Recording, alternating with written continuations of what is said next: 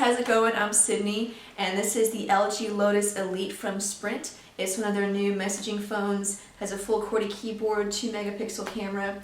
It's the successor to the previous model, the previous version of the LG Lotus, and which also came out on Sprint. So, you know, obviously there's a few upgrades. There are a few added features to this phone, one of them being that the front panel is now a touchscreen. So that's kind of nice. As far as, you know, upgrades or you know, things that they have improved on, there are a couple of things that are better than the previous model. There's a couple of things that are actually worse than the original Lotus, and there's some things that LG and Sprint really should have improved on but that they didn't. And it's really disappointing, actually. I think it would have made the phone a lot better. It has a lot of potential just because of what it is, having a full QWERTY keyboard but still, you know, staying somewhat small. So, you know, it's got a lot of potential, but there still are some things that they really need to work on if they do come out with another model.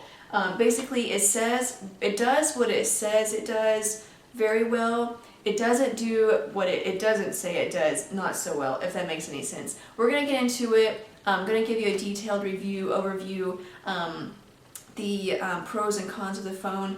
So let's get started. So it's the LG Lotus Elite. You know, like I said, one of the main differences from the previous Lotus is that this front panel is a touchscreen, which we'll get into later. It has, you know, some functionality there. First, just a basic hardware overview. On this side, you've got the 2.5mm headphone jack. Obviously, I wish it were a 3.5mm headphone jack, but, you know, so does everyone else.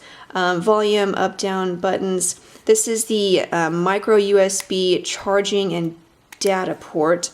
It does not come with a data transfer cable. The original Lotus did come with it because the charger was a USB based charger, so the cable doubled as a charging cable as well as a data transfer cable. But this one, the charger is different, so it doesn't come with that cable, but there it is, it's micro USB. On this side you have a micro SD card slot.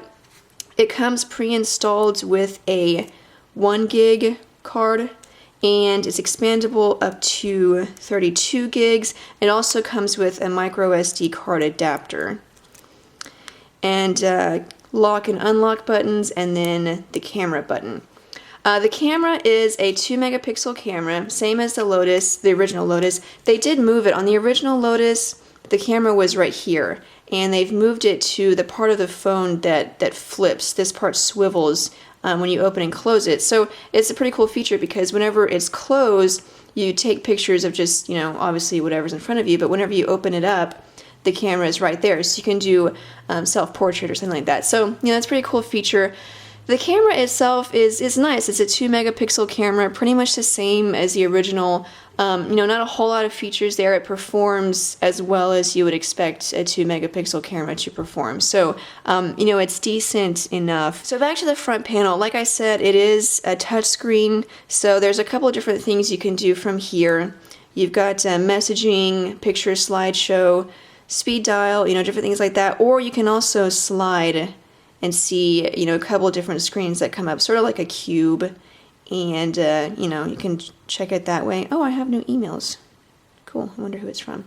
And then you can also see a slideshow of your pictures from the front screen, which is pretty cool. If you want to show your friends your pictures, you can just see it from here, play all, and then slide through. So, you know, that's a kind of a nice feature. And then if you open it up, pictures are right there. So that's a nice feature. I think that's pretty cool.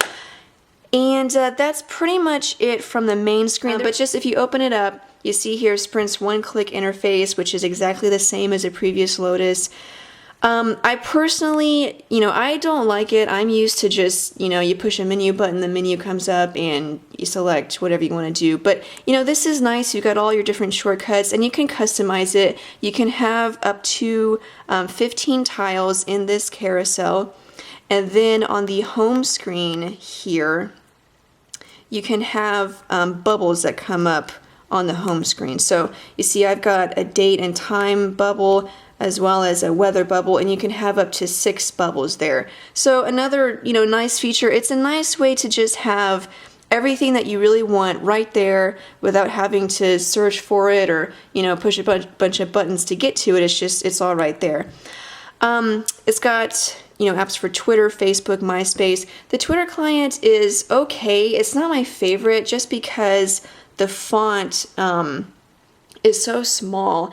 And if you watched Noah's review of the original Lotus, he talked about this a lot, and I agree, and it's one of the things that they really, really should have improved on.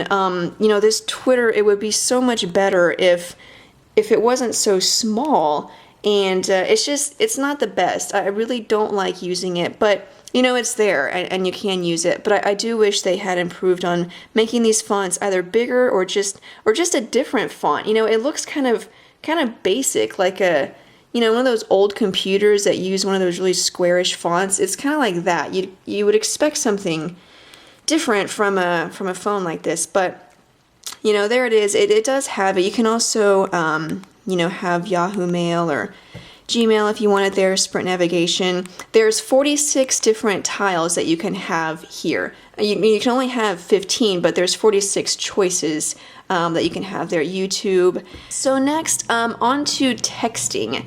It has a full QWERTY keyboard. This keyboard is slightly different from the original Lotus in that the original Lotus, the buttons were really, really raised, really easy to use. People loved that keyboard. Kind of reminded me of the Samsung Flight keyboard. It was great to use, really easy. Even though it was kind of cramped, the keys were so raised that it made it easy to use. The keys, you can see they're not very raised at all, and it's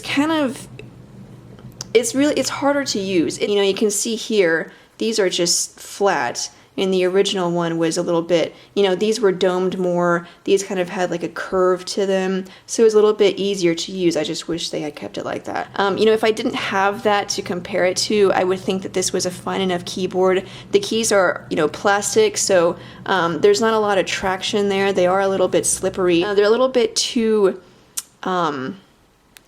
I don't want to say firm or stiff because I know you guys have dirty minds, but there it is. They're just a little bit too not soft enough. So onto the web browser. It does have a full HTML web browser.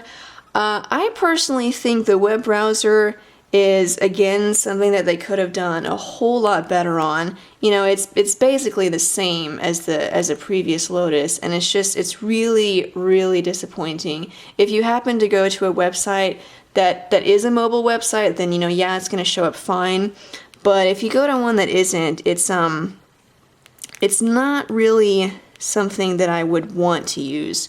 Let's see, I'll go to www.